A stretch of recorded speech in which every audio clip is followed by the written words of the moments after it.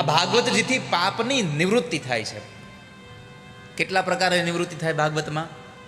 તો કયું ભાગવત સાંભળો તો જ પાપ બળી જાય એવું નહીં હો. સેવન કરવાથી પાપ બળે. સેવન એટલો અર્થ છે કે સેવા. સેવા કરો તો પાપ બળી જાય.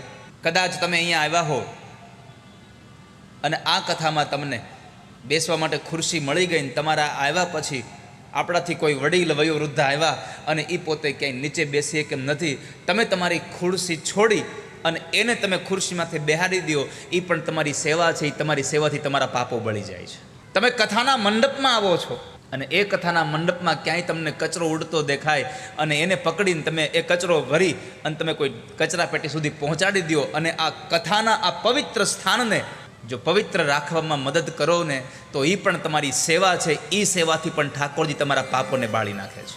સેવા કરવી, સેવન કરવું, શ્રવણ કરવું, સાંભળવું.